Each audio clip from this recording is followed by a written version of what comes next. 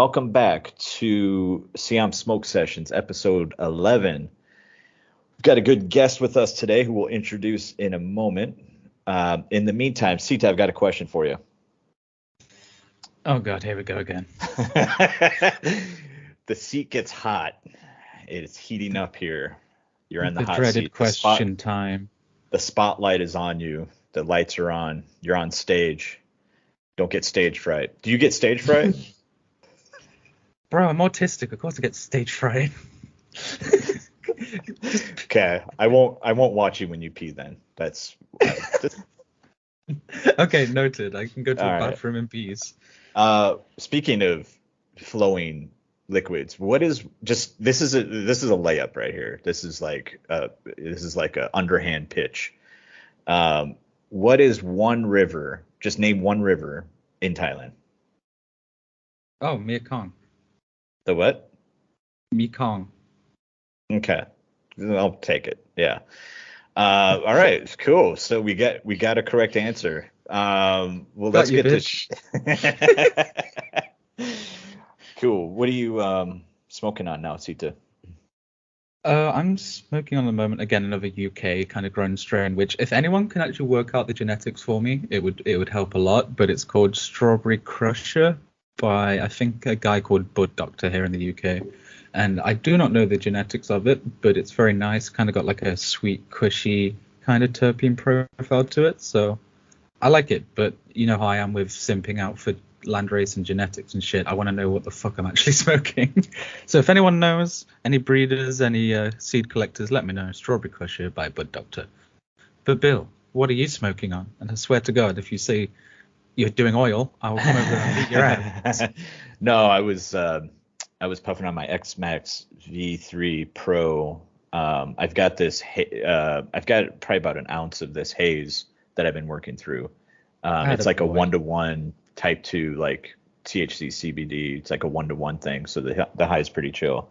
And I can do a podcast with it. So yeah, it's nice. And it's really nice vaped. The flavors are nice. I'd be curious what you think of the terpene profiles when you come for a visit.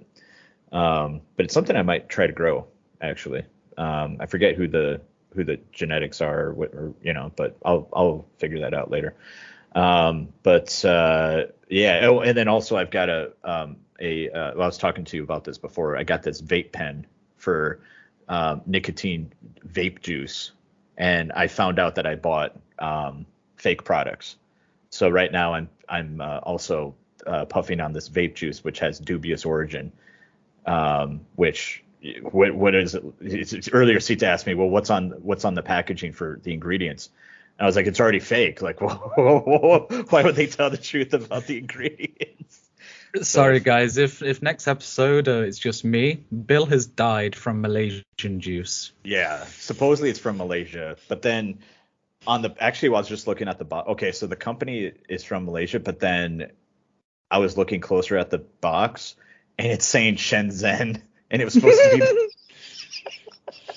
I'm sorry, everyone. I have to announce Bill has died of meth. Yeah. Anyway, who we got for our guest, Siththa? Let's introduce our guest here.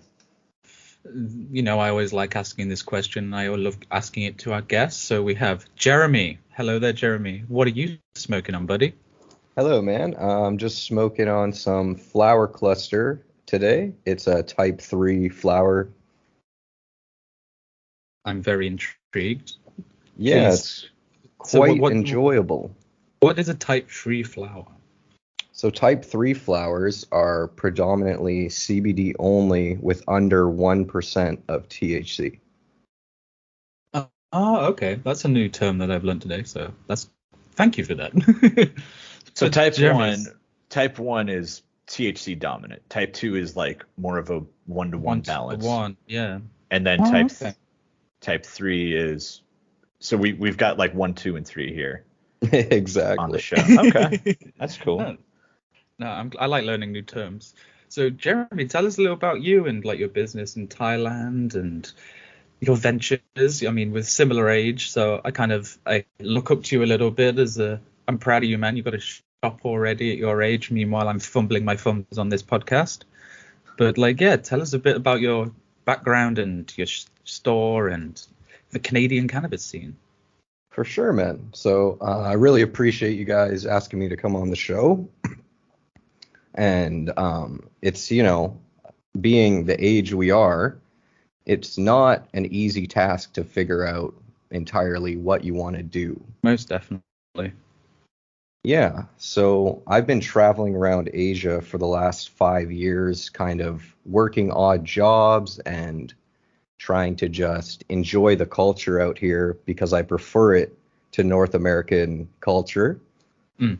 And luckily, I was able to settle in Thailand recently. And shortly after that, they legalized cannabis here, which I did not see coming in any near future. Okay, so you were just kind of working around, doing your thing around Southeast Asia. You happened to be in Thailand, and then the legalization happened. Yeah, exactly. Okay, interesting. That's just like that other gentleman we had on a couple shows ago, right, Siththa? Right. Yeah. Yeah. Okay. So there's a lot of those coincidences happening. Interesting. I knew I wanted to open some sort of business down here because Thailand was my first love in terms of traveling, I could never really get over the feeling and the culture that comes from this place. So I was very much the same. I traveled. Thailand was probably my first place I traveled to in Asia. And then after that, like, I'd been to Singapore and other places, but nothing was like Thailand. Thailand has got this little magic beauty about it that I think draws a lot of people back.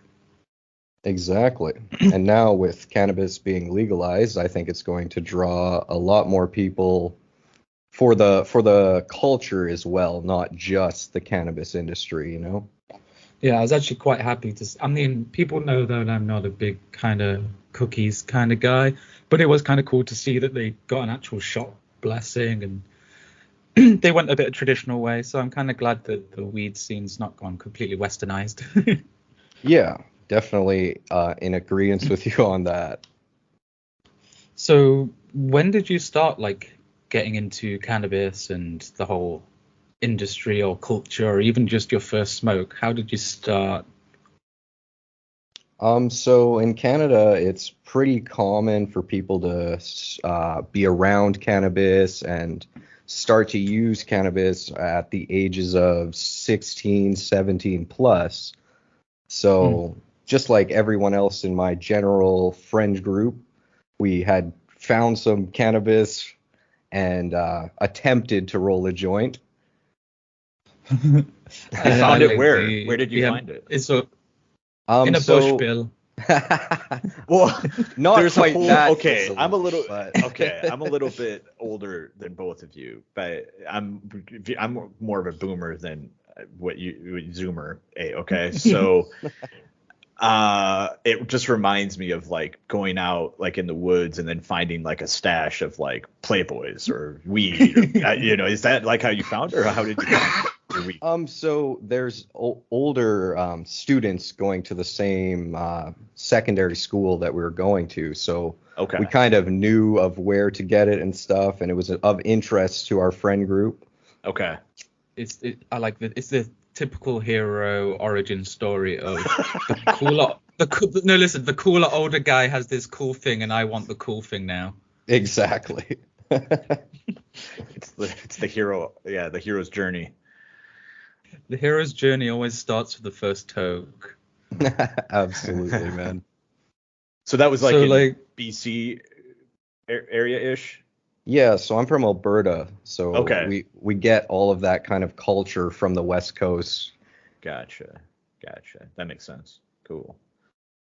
So what was the kind of like the realization going from I'm enjoying smoking weed and I'm enjoying it to I kind of want to work with, this kind of industry? So after a few years after, trying out cannabis for the first time and starting to learn about it and enjoy it more, I got really interested behind growing and the science that has to go into all of the cannabinoids and everything related to the plant. So I kind of did a deep dive in the research of it all, and was really interested in it throughout my high school career. So I started to grow and work with the plant and learn more hands-on than just researching it as well. Okay, so at the time, what was the status of cannabis in Canada when you were growing and stuff? So at that time, we went from an illegal market to a medical system in the west coast of Canada only. So it's kind of like the system we see now in Thailand, but with a medical card. You know, we have all these shops you can go into and smell and learn about their different strains and where they're grown, etc. But you had to have this medical permit. I did wonder that, because I saw lately there's a bit of talk in Thailand about you needing your ID to purchase cannabis, and I believe it was for Thai people only. Is that correct, Bill? For what was that? I'm sorry. So in the news lately, there was the requirement possibly for ID when purchasing cannabis at dispensary. Yeah. So is that for Thai people only, or is that a generalized thing that they're looking to implement? Well, they said Thai initially, and then they're saying needs for passports too. But my shop that me and my business partner are starting isn't open quite yet. But how is it going at? Okay, so let's take a step back. Jeremy, where is your shop? So my shop's located on Koh Samui Island in the south of Thailand. Okay, and you opened it when? I opened in August. Okay, so you've seen since August, because legalization was June 9th. You've seen a ton of different changes, because like there's been, these ad hoc kind of rule changes and different things you have to comply with. So then now with this new thing and answer only what you feel comfortable with, but since that new rule change about needing Thai ID, is it something your dispensary has been able to implement, or what's the deal with that? So our dispensary has always had kind of a strict policy on IDing first-time customers. Okay, right. Now with the new rules that are being implemented, it's going to have to be a more stringent thing, and I think it's going to be more well documented, for the government's purposes. Yeah, and it's going to have to be for Thais and foreigners, to Siththa's point, right? It's going to have to be. Yeah, I believe so. It should be for everyone at that point if that's their plan. Yeah. So from what I understand, there's going to be a database set up through the traditional Thai medicine, part of the government, and then they're going to somehow keep track of all this, which that's the plan, right? What happens in the end of the day, who knows? But yeah. So initially, I think the word was it was just going to apply to Thais, but if it's being tracked at all, it's going to have to apply to foreigners too, because otherwise, that's well over the majority of the market, I would imagine, for a lot of dispensaries. Yeah, and as you were saying previously, it's a weekly basis that things are changing since I opened in August. So you really have to stay on top of it and try and learn more. And finding this community that we have here has been a blessing since the first day, For sure. What communities are like you most engaged with like right now? Do you find the most helpful? Definitely the Cannabis in Thailand Discord group and the Reddit as well. There's some good information coming through on all of those, and just trying to stay up to date with dispensary owners around the country and what the word on the street is as well. For sure. Which I just want to shout out. Everyone go join the Thailand Cannabis Discord. It is my favorite Discord, and you'll probably understand a little bit more of any jokes that we make on this show. I was going to bring up the whole ID thing. I liked the joke that someone brought up on the Discord saying, "Oh, why is someone called McLovin smoking a couple of pounds of weed every week?" So it just made me wonder if anyone's going to use some fake ID, and if there's going to be some hilarious reports of this same person smoking way too much. Pounds and pounds. Kilos even. Man destroys Bangkok cannabis market single-handedly. Exactly. These are the type of things we'll have to work through, you know? Yeah, what's sure. been like some of the most like difficult things for you as a dispensary owner? Like I know things are, like you said, things are changing every week, but has there been any other difficulties that you've had? I think my passion for growing is a difficult one down here because currently, from my understanding, foreigners aren't legally allowed to grow. So I'm kind of trying to work through that, and I'd like to offer, you know, my own products at my own store, essentially. Mm. Yeah, and like I've been looking into similar things because I love growing, and I'm hoping more people that are like foreign owners can get into growing to grow for their own product. Not to dismiss like local growers. I love local growers, but you know everyone loves growing. Absolutely. You know, there's some amazing flowers coming out now, especially out of the north of Thailand, and you know these growers are really showing the passion they have for it. Yeah, I saw. I think it's and there's a grower called Baba Fats, I believe it is, and he works with, I think it's called like the Thailand Dank Squad, and they've made a strain over here called Fruitonium, which is going around a bit. So it's kind of cool to see that there's already a few like Thai bred strains that are making its way into the market. But like, okay, so talking about growing, what's kind of like, how do you like to grow? Are you indoor, outdoor? Mainly in Canada, we're an indoor operation. It's much too cold in Alberta to grow Yeah. outdoors. But Yeah, you here, don't I want those definitely snowy want. buds. Yeah, exactly, man. I definitely want to experiment with both types out here because, you know, the Thai strain is one of the original strains of cannabis around the world, and it's learned to grow in these conditions so well. So I think some of these, you know, crosses that could happen with it could be amazing outdoors.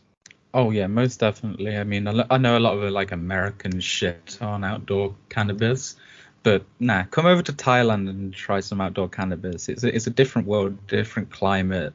You know, there's no real native strains that actually were grew for a long, long, long period of time in America, and a lot of people don't actually understand that. They think that weed is weed, but no, there's so many different factors that go into it.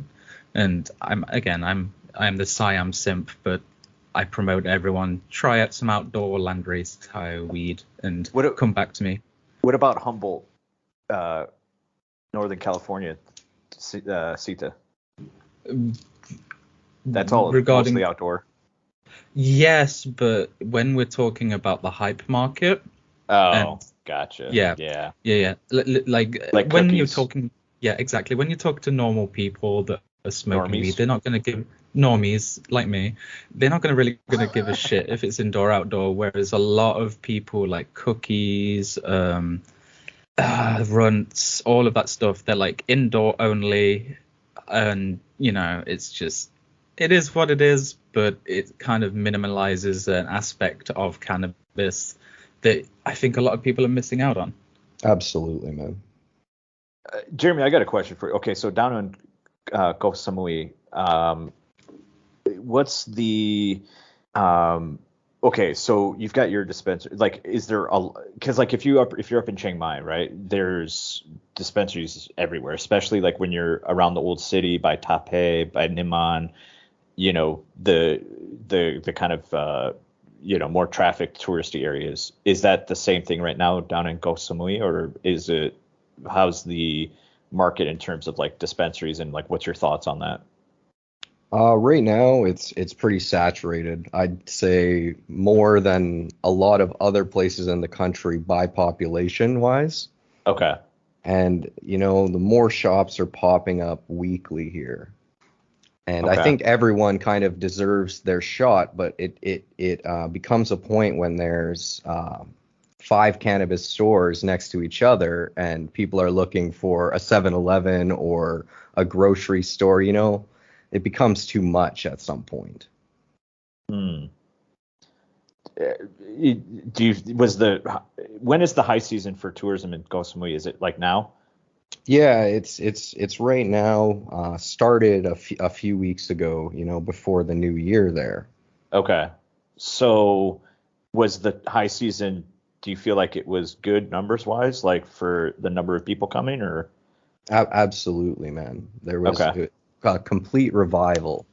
I Yeah. moved here during the COVID times of the island when there was nowhere, no one. Things were kind of bleak for a minute. Yeah. Absolutely, and it's amazing to see how much has happened in such a short period of time. Yeah. Okay. Yeah, I was curious about that. I was gonna say, I'd never thought of the idea of spending the whole COVID time on an island. That must have been especially weird, because you're even more isolated. Sorry, just weird thought. Yeah, absolutely. I had been to islands previously in other countries and said, "Oh, I will never live on an island." I didn't find them that convenient. I'm used to living in big cities everywhere I go. And during the COVID time, the big cities were the most bleak place. I would concur. So I tried to come out here just for a short vacation and ended up falling in love with the island itself and never left, never planned to at this point. No, that's beautiful, man. And I'm glad that like tourist season, high season's coming back and stuff.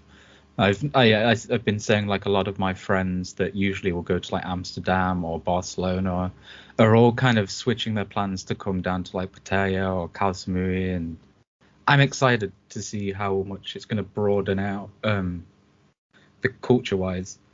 And so from this, like, tell us about your shop, like, where are you based, just so our listeners can find you and give you some love. Absolutely. So we're based in a little more local part of the island. It's in the Mae Nam Bantai area. Mhm. There's not a lot of fancy restaurants around or too many big hotels, so we get a lot of our local community coming in and spending time with us. We try to pride ourselves on being a shop where you can spend some of your vacation and not just purchase your cannabis and leave. Okay, so you're going for more the cannabis club feel than just the dispensary, you go in, go out. Absolutely. I think cannabis really brings people together. And to touch on your point, like people that were planning to go to other weed-friendly travel destinations are now really considering Thailand as an option. Mm, most definitely, and that was going to be one of my questions. Is I want to ask you, like, I see cannabis as a very beautiful thing. It's a tool, it's a medicine, and it brings a lot of people that I wouldn't see without cannabis actually coming together. So I wanted to ask you, like, what do you think, like, the beauty and like the special thing about cannabis is? I'd have to completely agree with you there. The other day in the shop, we had people from 9 different countries all learning and enjoying this amazing plant together, and it doesn't matter that we can't all speak the same language. We can all understand each other because of our love of this medicine, really. Definitely. Like when I was in Bangkok, I held a little birthday party at Best Buds. Shout out to Vayu from Best Buds. Shout And out. and like I met a Macedonian. I never thought I was going to meet a Macedonian. What was that like? Very, What was that like? he was very, very Macedonian. Okay, I don't. Right, I don't. It's hard to describe, but like, if anyone can picture like the old like fantasy styled tanned skin, big, kind of jacked, could probably like drag their wife into a cave, but not in the caveman sense. Imagine Conan the Barbarian, but with an accent. You just That's painted a pretty really nice much. picture for the audience, Siththa. You know what? They can accept it or they can fuck off. But Yeah. Go ahead. but no, like this is the beauty about cannabis is another thing, I can say shit like this and I don't mean it harmfully. Like it's just play, and that's another thing that I think cannabis brings together is it brings down those barriers of social insecurities and stuff. Like, you're never going to see people like go into a dispensary, smoke a joint, and then be like, you know what, I want to fight you. But if you go into a pub, I've seen that happen. Cannabis is a very kind of a different. It's a very different thing from a lot of what people are realizing, because there's always been this stigma of it's a drug, or stoners are lazy and stay at home. Like, no, stoners are one of the most active and like communitively inclined people. What kind of stuff can people do at your shop, Jeremy? I'm kind of curious, because like there's this community aspect, but like what exactly is like when people are hanging out? Yeah, what's going on? So we have a full munchie bar. Okay. All kinds of snacks, locally and imported. We also have 4 or 5 different video game consoles set up in almost a living room style, so everyone can have their private space if they do need that. We have many board games in multiple languages. And we just try to be a big part of our space, be there, talking with people, hearing their stories and interests. And I like that though. Like I like the game aspect. There's a shop in Chiang Mai called Green Dog, where I've talked to them about a little bit previously on the podcast here.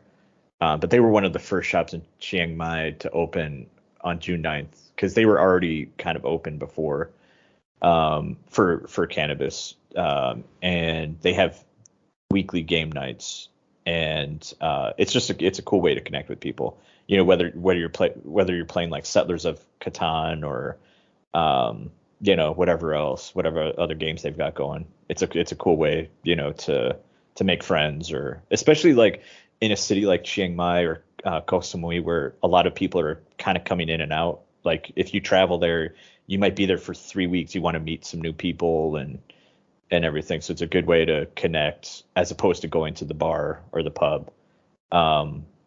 So yeah, I like that. Exactly. Yeah. We wanted to give people a space similar to a bar or pub environment, but on a much more relaxed level because of the cannabis. I was going to say, board games and weed sound like the perfect social situation, so I'm all for that. Well, we can't wait to have you out, man.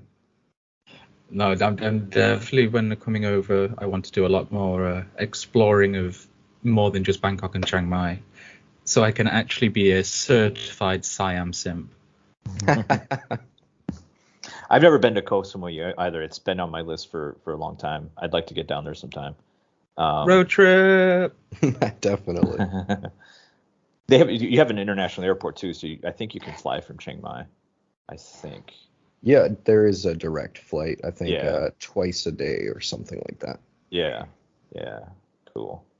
So we brought up earlier about vaping, and because Bill vaping on flower and stuff. I just wanted to bring that up. Like, how popular has vaping cannabis been? Have you noticed? I think it's quite popular with the older generation, of course, because it can definitely reduce any mild health risks that are involved in consuming cannabis. But I try to educate people and let them know about these things earlier on as well, so they can extend their enjoyment, if you will. Yeah, because Bill was telling me that. Am I correct that it's been some of the tastiest flower that you've had through your vape? Oh, it's wonderful. Yeah. The flavors are great. It really shines through, especially like on the first few hits. With the one I have now, you can adjust the temperatures. I start at 190 Celsius, and that's where like it's like a perfect balance of like getting enough vapor and flavor. And then once I run through that a little bit, I'll bump it up to like 200 and then 210. And the flavor does go down a little, like in terms of tastiness. Back about 10 years ago, back when I lived in the U.S., I lived in Oregon at the time. I don't know the brand. This was like 10, 15 years ago. It was so the one I have now is like a portable, which is really handy because I just keep it in my pocket. So I'll be I was at the cafe the other day with friends sitting outside, and I just took a couple puffs, and it was like super nice, convenient, and it's not smelling for other people. It's very discreet. But like back in the day when I lived in Oregon, I had I don't know what brand it was or anything, but it was like a wooden box, and you set it down, and it had like a plastic tube with like a mouthpiece on it, and it had a dial on it for temperature, which was nice too. But I don't even remember it being as flavorful as the portable one I have now, which is convection. It's a convection style vape. The X Max is. It's a convection style, or convention, however the fuck you say it, convection. But yeah, the one I had previously, it was good like 10, 15 years ago. It worked well, but the big thing is the portability. Like that to me is so nice. Like you can just keep this one right in your pocket. And the bowl is small. That's the only, I would say, downside. And I have to clean it a lot, to be honest, but there's ways around that. Like you can buy like little pods to put the flower in, so it like keeps it in like a little like basket thing, and I guess it keeps it cleaner. You can get a glass mouthpiece. I guess that keeps it cleaner. But yeah, that's been my experience. Yeah, they're quite good, the portable vapes now. Like you said, they've kind of come a long way in terms of flavor and ease of use and things like that. For sure. Yeah, I'm not going back to normal smoking at all. I think as well with like Thailand's kind of one of the big things is please do not like bother people with the smell of cannabis and smoke. A vaporizer is pretty much a very smart way to go. Absolutely, man. You can be more courteous of people, and it's definitely the best method of consumption in my opinion. Mm-hmm. So we had a question from like one of our past guests, and it was, if you were left on an island and you could only smoke via one method, so be it smoking through a joint, a bong, a vaporizer, what would you choose? Definitely a vaporizer. Okay, perfect. And then the second part of the question is, though, my favorite part is, what strain would you have as your last, the only strain you can smoke for the rest of your life on this island? I would choose a classic Canadian strain such as Bubba Kush or Pink Kush, something really relaxing to kind of keep your mind off of the fact that you're stranded on this island. Yeah. Yeah, a Kush would definitely help with that. Absolutely. And so I was talking about the medical side of vaping and stuff, and we've kind of been discussing a little bit of like the medical things you can do with weed. Brett mentioned like breathing exercises and stuff in the past, but I wanted to ask you like about tea breaks and stuff. Like I've personally done them, like if people don't know what tea breaks are, it's usually when you take a break off smoking cannabis for a time because your body's kind of gotten too acclimatized to it. I know there's a lot of people that have been smoking for like 5 years straight, and they're like, weed just doesn't hit the same anymore. And it's, yeah, take a break, my dude. So I wanted to ask you about that. What was your opinion? Definitely. It's important, to use cannabis as a tool in our lives, but not the only tool to achieve our goals and dreams, right?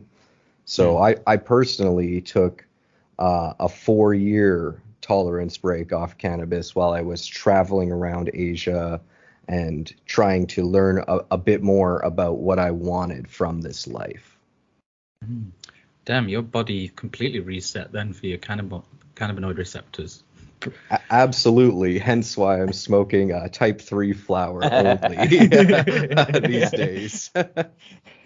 Gotta be keeping it safe right now. Exactly. Jeremy, have you had any type 2 in Thailand, like the 1-to-1 stuff? Or Yeah, I have tried that, and I feel like it's quite nice for going out or a more social environment. Yeah. I think it's a better alternative to alcohol no matter what. I think it's, to be honest, I was talking about this with my business partner, that there's something to it that is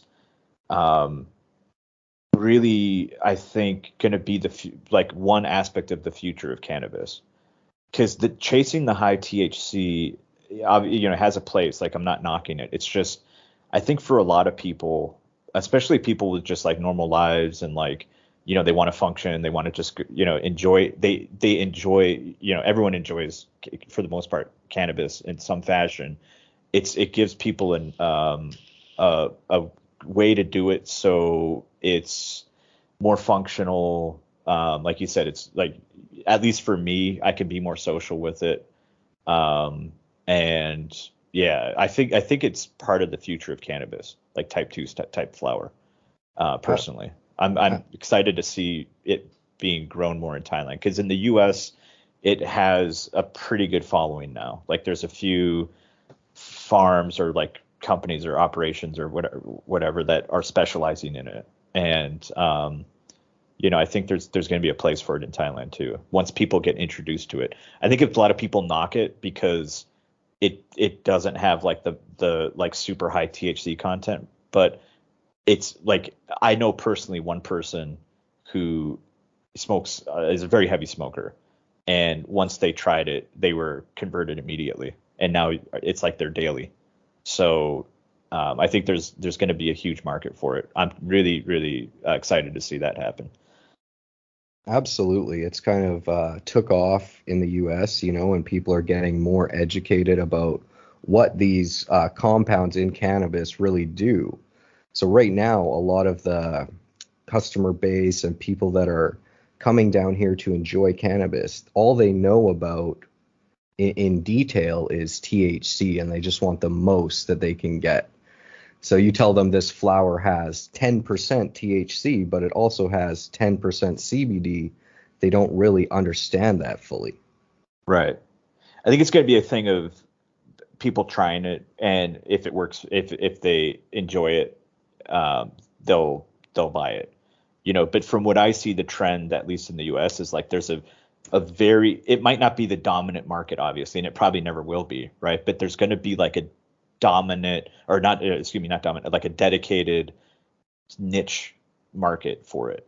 And I think that would be the case in Thailand. It's something that, if people are growing right now, try some type 2 type flower if you can get your hands on those seeds, because I think there will be customers, in the long term. The one operation in the U.S. I was reading about, they have a pretty good following on Reddit. There's a subreddit dedicated to type 2 and type 2 flower, and they have like a subscription service, and so like they sell out like immediately. They're like immediately sold. They can't grow enough at this point, because the people who are, it's a niche type market, but like the people who buy it, like that's all they'll buy. So exactly. There's a business opportunity there for people, if you're listening, which okay. So Siththa, this is kind of taking a step back from this specific conversation, but I think it's still kind of relevant. Who do you think is mostly listening to this podcast, Siththa? I'm kind of curious. Who are the normal, like, is it people? Do you feel like it's mainly people in the industry, in the cannabis industry in Thailand? Is it a mix? Like, who's listening, do you think? It's a mix. We have like a few growers. I separate them from homies and gromies. So I'd say a majority are kind of either business owners or people at least with their foot in the industry, but we do have a good fraction of people who just are canna appreciators, if you know what I mean. So in Thailand and overseas. Yes.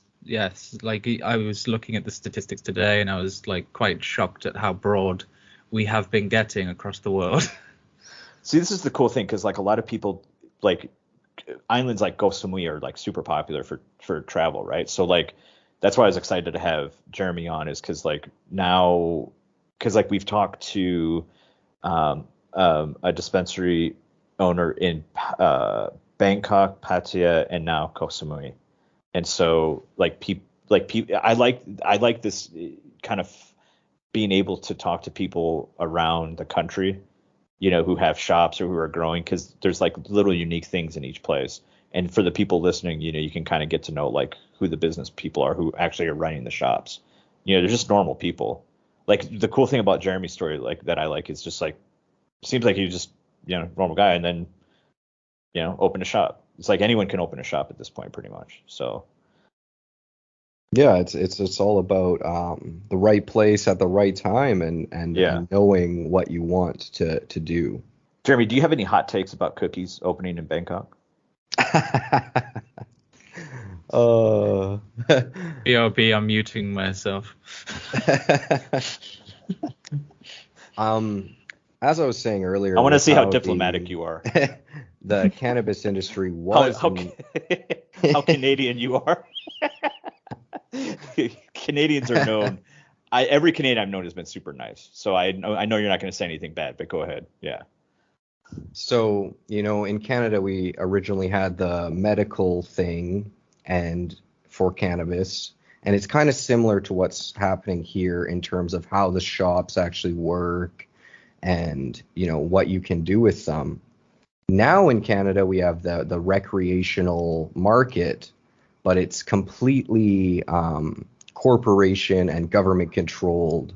So the cannabis isn't really being respected as it should, So it's great for the future of cannabis in Thailand, but I don't think it should explode as much as it has in the already legalized markets like North America. For sure. Yeah. It's an because so from what I understand in Canada is it's like very difficult to enter the market legally. Like to open a shop in Canada, it's very difficult, right? Like if you're in Toronto or whatnot. Absolutely. I was on the front lines of trying to open a dispensary, 5 years ago. And you need to be so high up in the system and so much capital for investment. It's nearly impossible for every average person to get into it. Right. And it's the opposite in Thailand right now. So that's the Absolutely. thing. That's the thing. It was like kind of circling back to what you were saying before about the shops popping up everywhere. I think this is now. I don't want to get too like philosophical or political or nothing like that, but Casita doesn't like when I do that. But Boomer. But I like that there's so many shops, even as someone who's going to be opening a shop, because it's a little something for everyone. And at the end of the day, the ones that are appealing and are going to do well.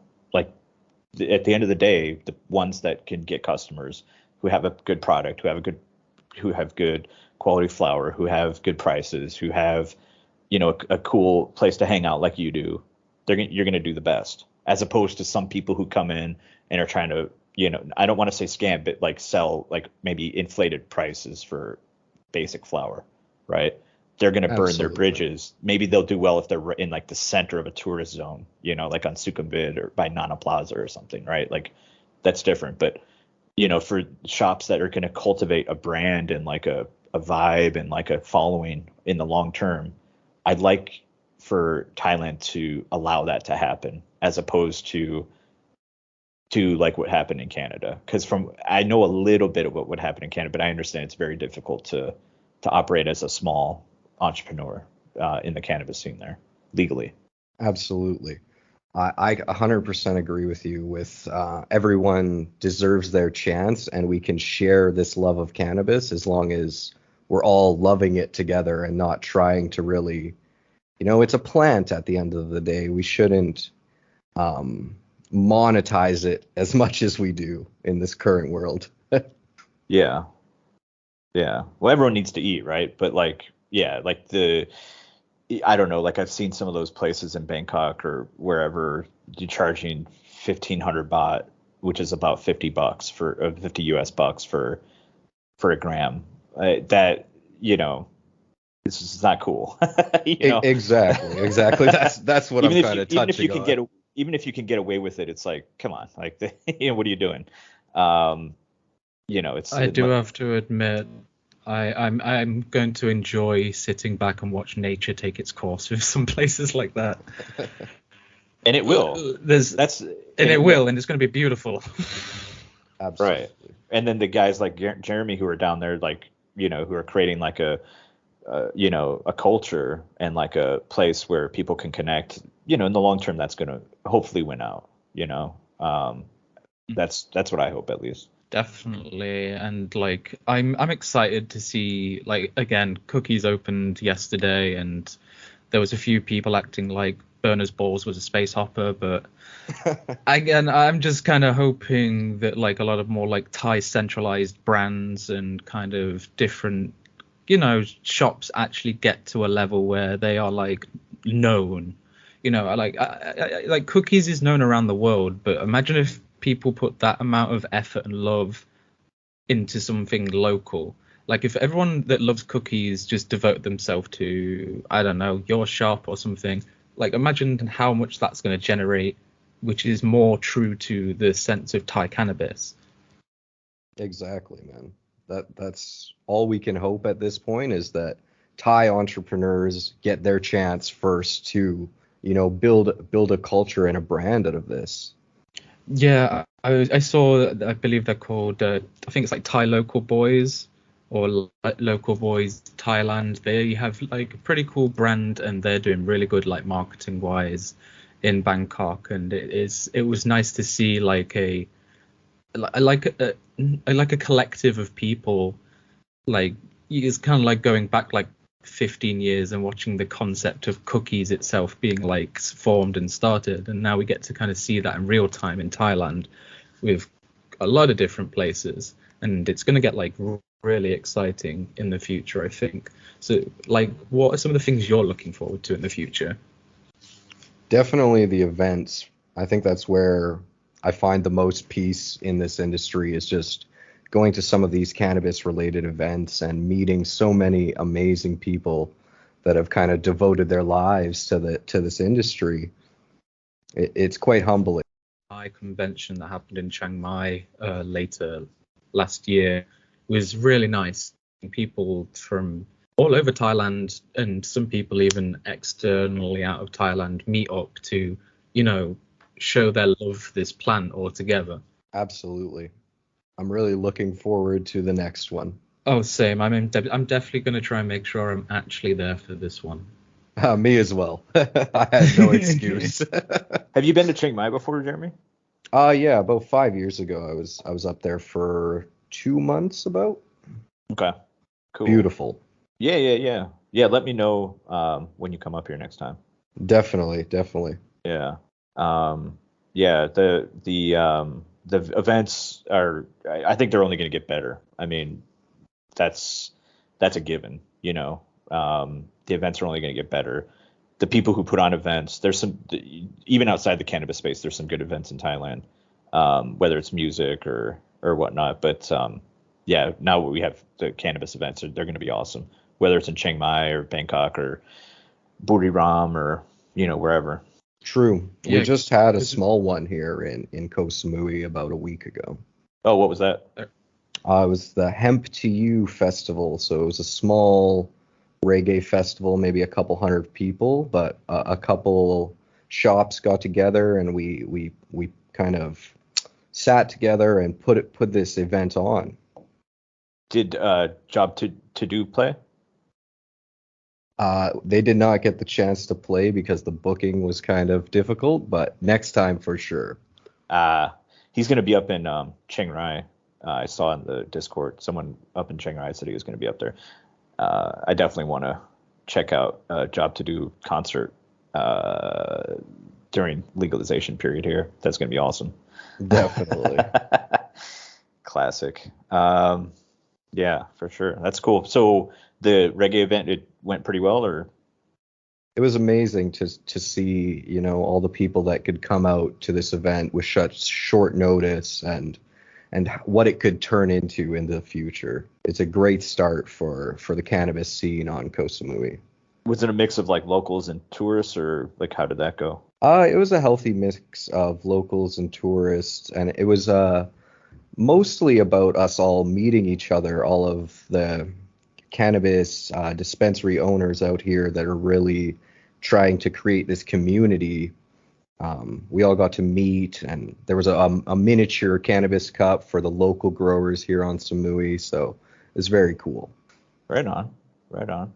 That's the shit I like to hear.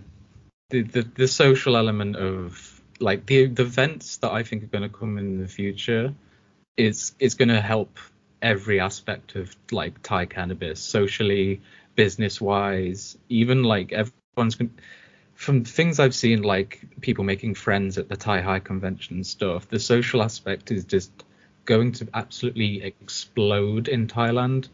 And we've got Rolling Loud coming up in a few months, I believe, which is, I know it's an American ran kind of music cannabis hybrid festival, but that's going to definitely set a bit of a level for what some of these events are going to be like in Thailand. I think a few Thai people will look at that event and be like, how can we do this but better? Exactly, man. So as well as that, like talking about the industry, the social aspect and stuff, what's been some of like surprises you've had in Thailand in the cannabis community? Like, I mean, when it was legalized, it was a surprise to begin with and stuff, but is there anything that's like stuck out to you? I just think the change, especially for locals who consumed cannabis before the legalization, they can see how different and how broad of a spectrum there is with the plant. It's not just this dark thing that you have to hide and it comes in a brick shape, you know? Yeah, we've definitely came out like the dark ages, and now we're getting a bit of a cannabis revolution, renaissance. Absolutely. And I think it's great that, you know, we all get to learn and grow together in this industry from the beginning. Yeah, it's a magical journey already, and it's only going to get bigger, in my opinion. So, is there anything else you want to tell to the audience? Like, actually, I just realized, Jeremi, what is the name of your shop?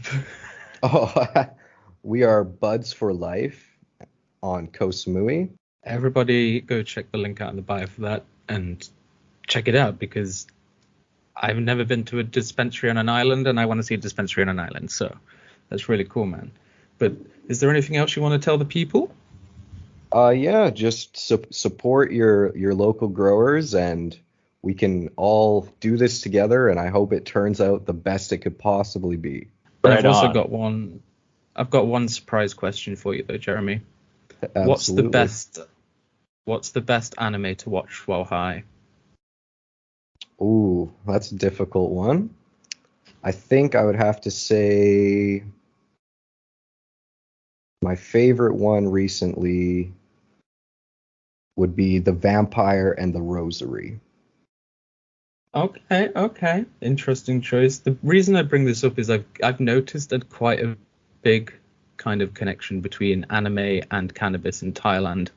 I don't know if some of our listeners I know the anime One Piece, but there's a dispensary now in Bangkok, I believe, called Joy Boy, which is hilarious, and I highly recommend it. It looks like a really cool place. So, sorry, I just wanted to bring that up because I saw that you had an anime profile picture. Sorry to dox you on that. It's Meliodas. It's nothing. It's Meliodas, guys. It's nothing weird. It's not a wife or a furry. He's good. Yeah, there's quite a connection with anime, you know, and video games and all these things that people that enjoy cannabis enjoy doing. Okay, Jeremi, I'm going to ask you. I have to rapid fire some questions here. So, Trigun, yes or no? Haven't seen it. Okay, we're going to stop there. He's like me, Bill. We're older. I mean, we're more mature in our taste. At least I'm honest, bro. More mature? What do you mean?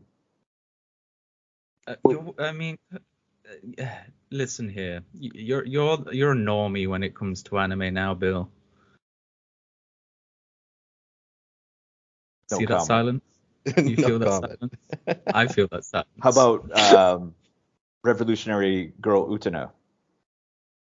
Have not seen that one either. I think it's not that it's normie. It's just it's before your time. I think that's more what it is.